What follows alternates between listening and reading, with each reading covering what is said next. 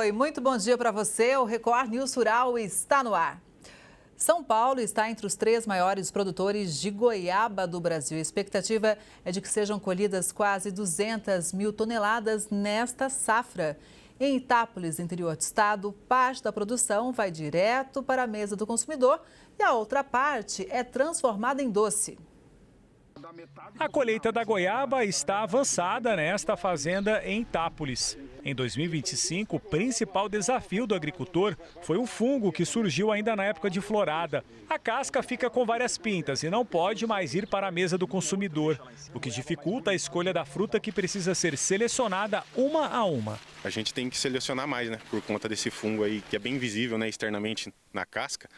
A gente tem que acabar orientando o pessoal aí a escolher frutos, né, sem esse fungo. E aqui, no caso, esse ano foi bem intenso a pegada dele, do Guignard aqui. O problema trouxe uma quebra de 30% no volume que ia para o mercado, cerca de 10 toneladas a menos. Fruta que não foi descartada e seguiu para a indústria. Para evitar a praga no próximo ciclo, o agricultor tem investido na aplicação de produtos biológicos. Foi a alternativa que nós buscamos para trabalhar o biológico. Para a questão que a gente entendeu, viu que tem resultados em cima de fungos e de insetos que causam danos no fruto, e o biológico vem dando essa melhoria e agregando, voltando a atingir esse potencial de entrega para mercado. A propriedade do Carlos Eduardo cultiva as variedades de goiaba paluma, que já foi colhida, e a tailandesa, que segue em produção. E garante, junto com outras frutas, o trabalho do Rian e de várias pessoas o ano todo. A gente tem limão, café, manga, o que diversifica, né, a colheita durante o ano aí.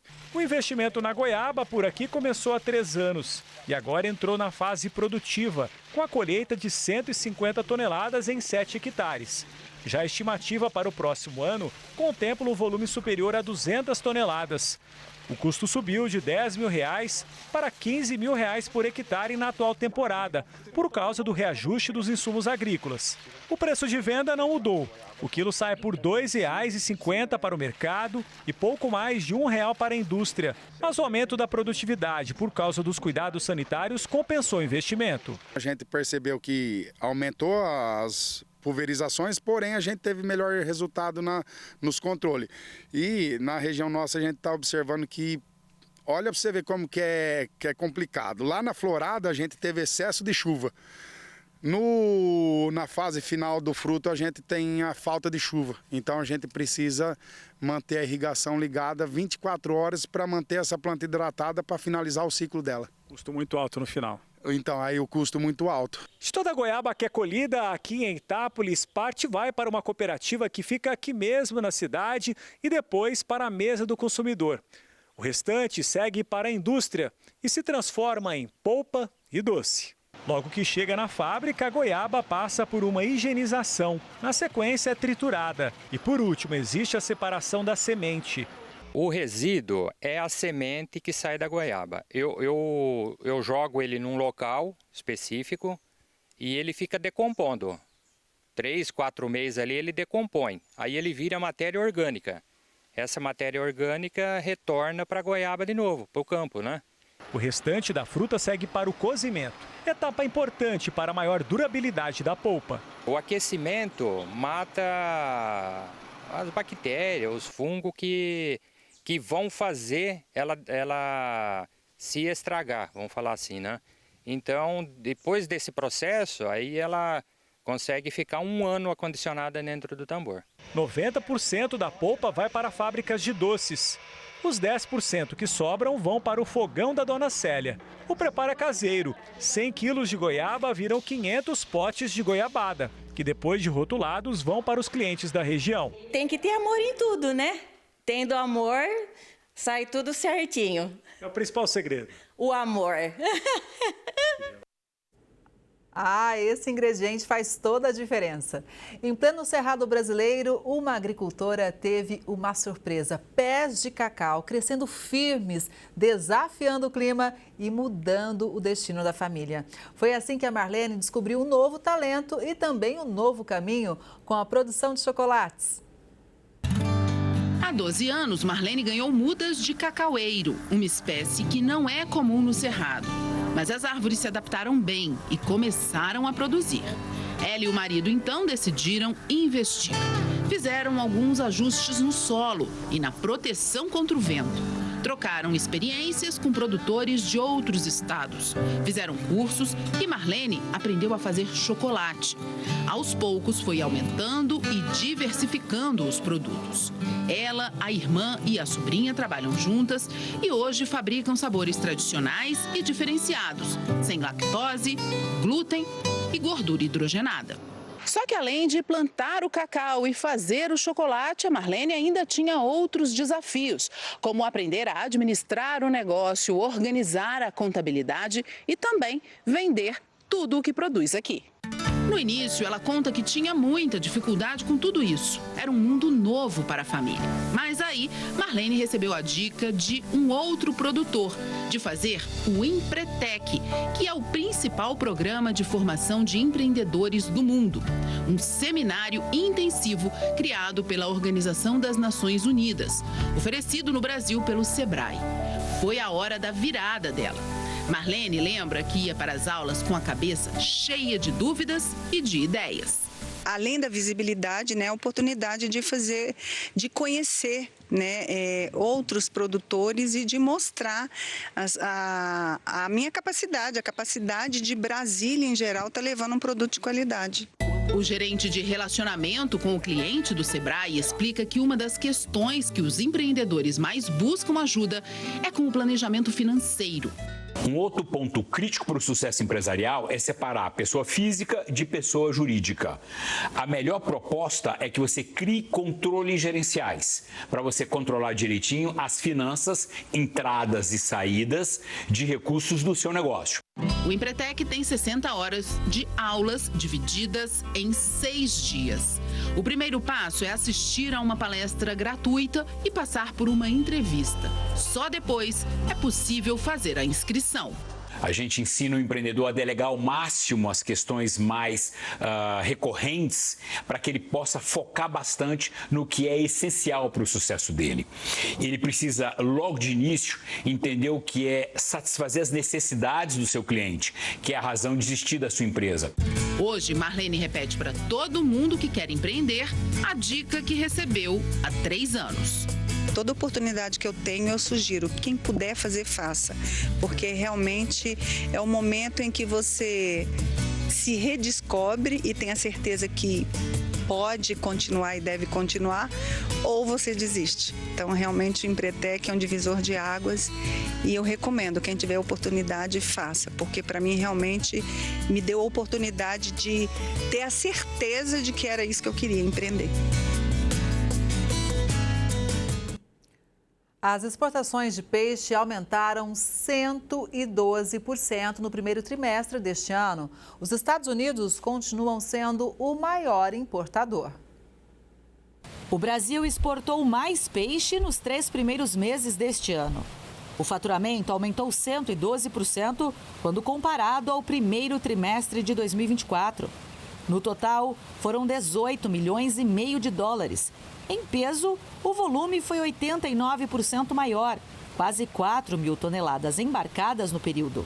De acordo com dados da Embrapa Pesca e Aquicultura, em parceria com a Peixe BR, a categoria mais exportada foi a dos filés frescos ou refrigerados, com um total de 12 milhões e 800 mil dólares, um aumento de 126%. A segunda posição foi da categoria de peixes inteiros congelados, com 4,3 milhões de dólares.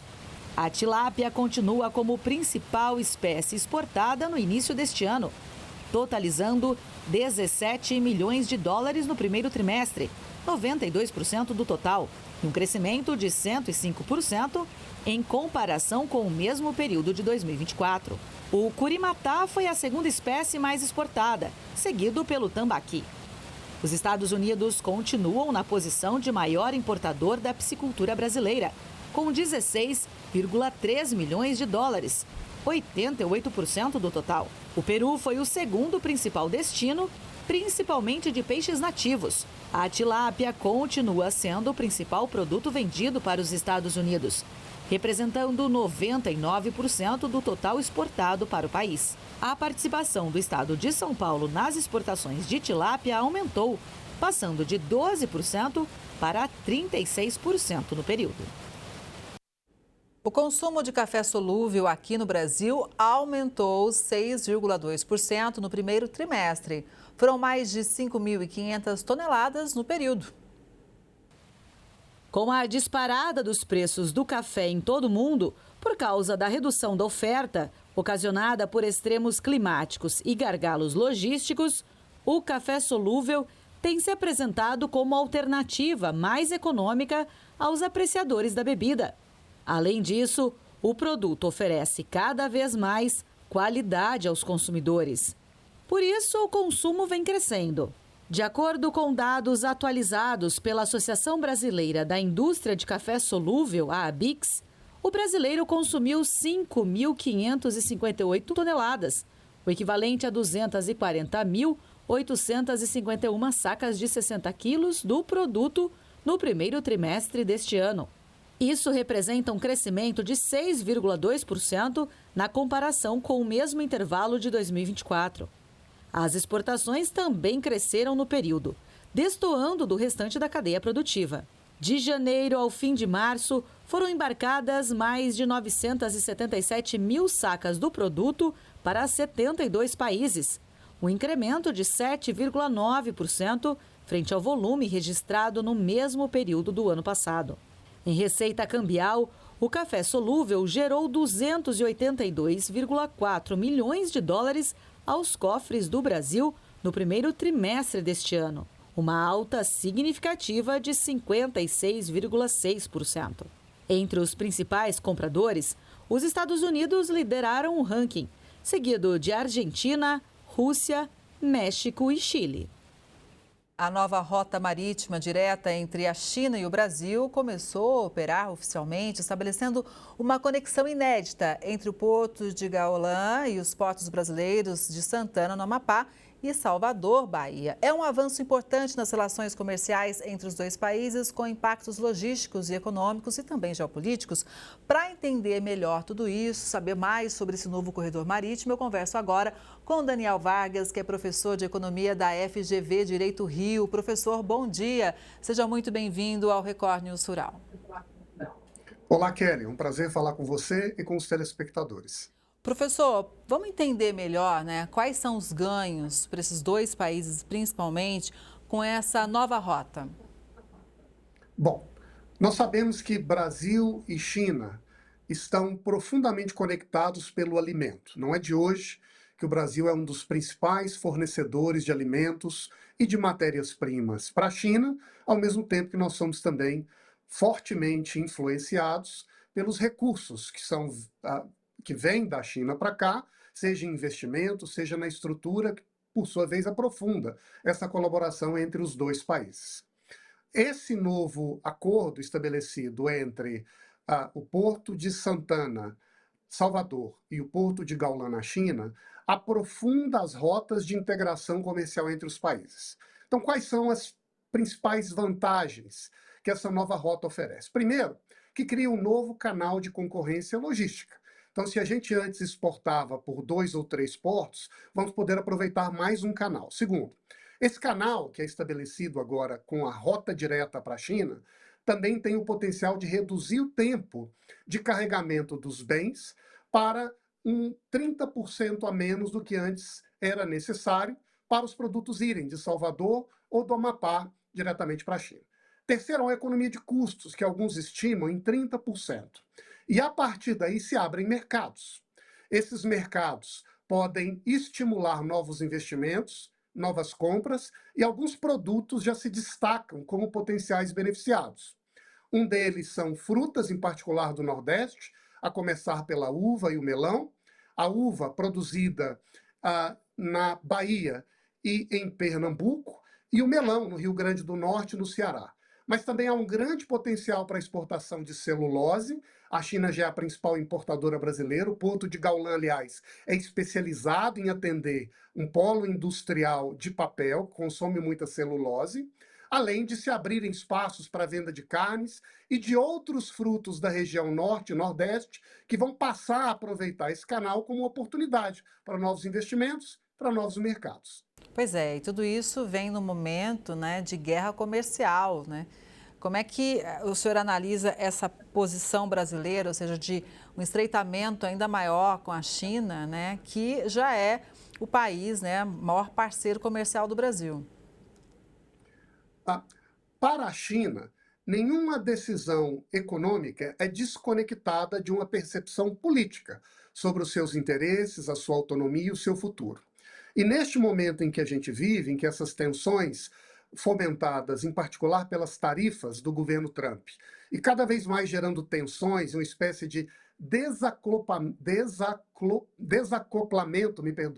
da economia global entre zonas econômicas de influência norte-americana de um lado e chinesa de outro, significa que também para o Brasil, assim como para qualquer país do mundo, as decisões de investimento levam em conta, de um lado, o seu efeito econômico, portanto, a sua eficiência, quem é que produz mais barato para ter um acesso melhor ao mercado, mas levam em conta, ao mesmo tempo, e de outro lado, o seu efeito geopolítico, é dizer, de que forma essa parceria neutraliza vulnerabilidades de lado a lado e aprofunda possibilidades de parceria, de amizade entre regiões ao longo do tempo. Então, nesta circunstância em que a gente vive, a China, naturalmente, tem todo o interesse de criar rotas mais diretas, mais baratas, para agilizar o consumo das matérias-primas e do alimento de que ela depende para o seu avanço econômico, ao mesmo tempo que o efeito disso é também abrir um novo caminho para investimentos, para renda e para riqueza, em particular no norte e no nordeste. Mas, em resumo, significa dizer que hoje toda decisão que é tomada no mundo é, ao mesmo tempo, uma decisão econômica e uma decisão geopolítica. Neste caso, o que nós percebemos é uma clara aproximação ou uma clara sinalização de que nós não apenas estamos juntos da China economicamente, mas cada vez mais geopoliticamente. Agora, apesar do anúncio, né, a gente tem um desafio de infraestrutura dos portos bem importante, né? A gente acompanha aqui vários setores do agro que exportam, reclamando realmente da demora nos portos, de como as mercadorias ficam paradas. Então, obviamente, vai precisar de um empenho, né, por parte do governo para realmente melhorar essa questão, né? Um dos principais gargalos, não é de hoje, historicamente, para o avanço e para a competitividade da produção de alimentos brasileira é a infraestrutura. E dentro dessa infraestrutura estão os canais de produção e escoação, mas em particular os portos. Então nós sabemos ao longo dos últimos anos que a produção e a produtividade brasileira têm aumentado significativamente, ano após ano. Mas a infraestrutura em que esse escoamento se dá não tem avançado no mesmo ritmo ou na mesma intensidade. Nesse contexto, a abertura de um novo canal como esse, que permite a exportação para a China, pode também ser um convite para novos investimentos nos portos, na infraestrutura de acesso a eles, corrigindo em parte esse déficit da infraestrutura logística, que em última análise é um dos gargalos que minam a competitividade e a força do agro e do alimento brasileiro.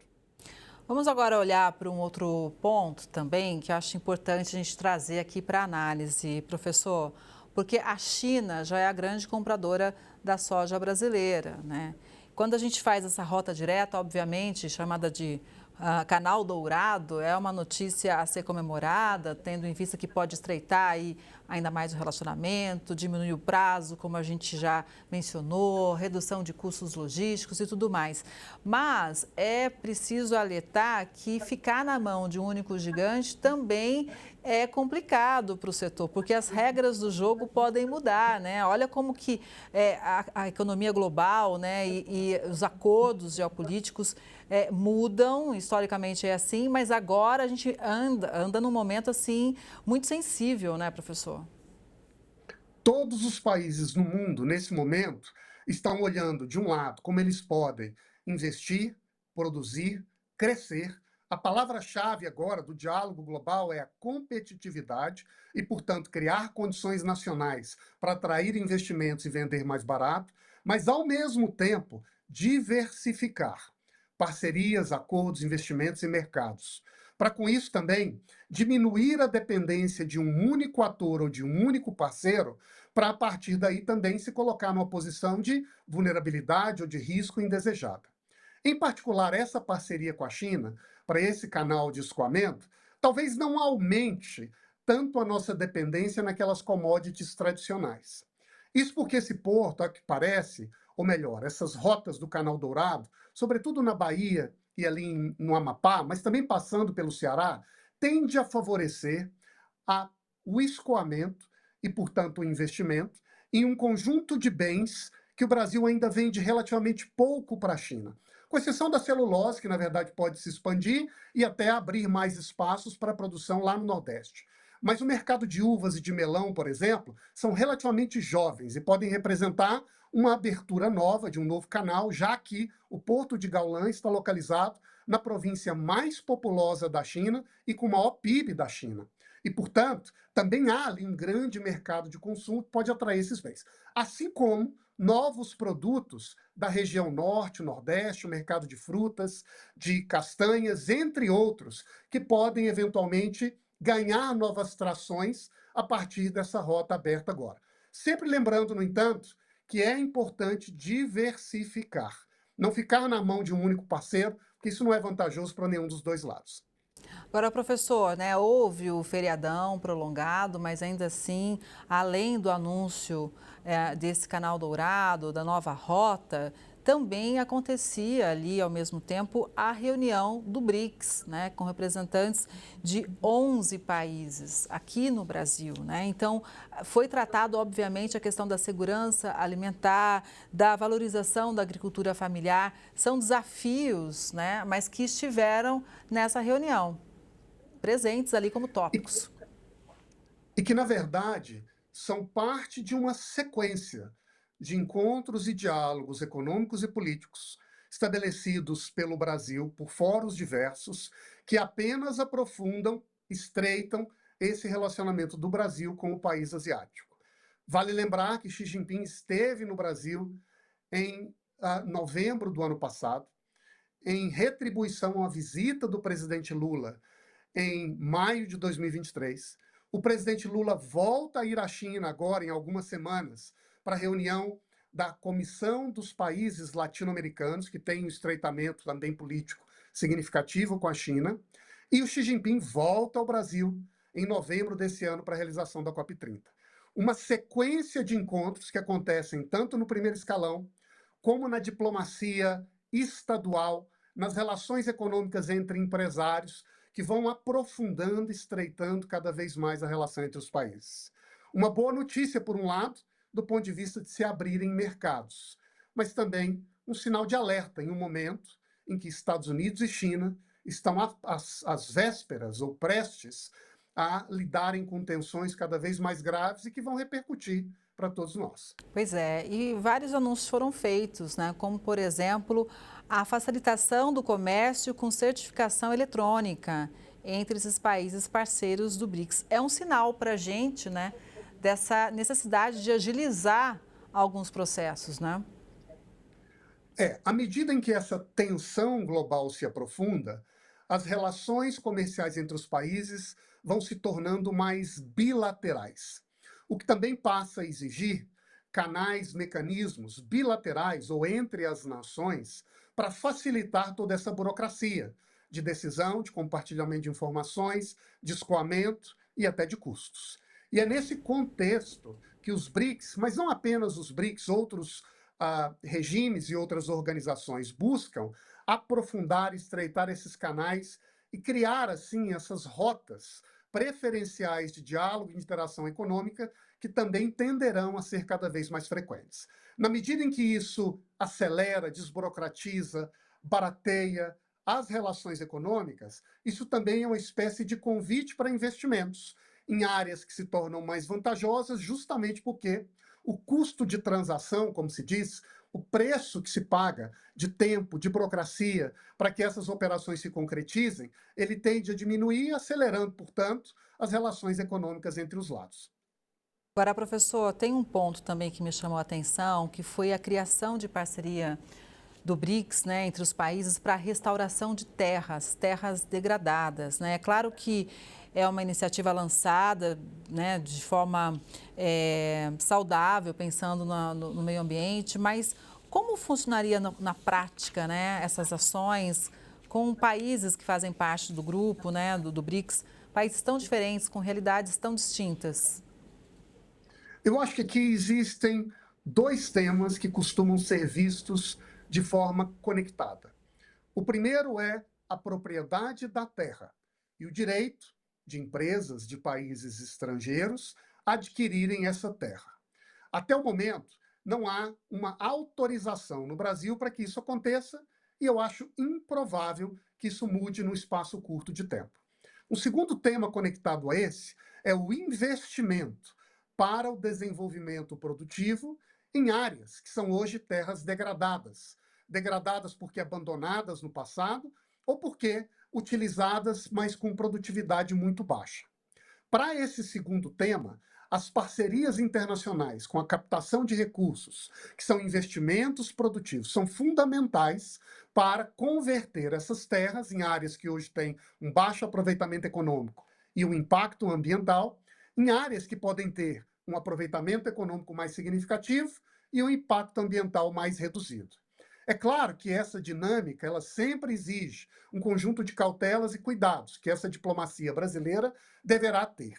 Mas, feita essa ressalva, me parece que é importante para o Brasil abrir as portas para captar investimento internacional, para estimular o investimento produtivo em uma bacia de terras hoje altamente férteis, mas com baixo aproveitamento, para isso aprofundar a interiorização do investimento produtivo, do desenvolvimento, aumentando significativamente a nossa capacidade de produzir e de exportar. Fazer isso ao mesmo tempo em que a gente integra sistemas e também gera um impacto social, econômico e ambiental positivo no interior do Brasil.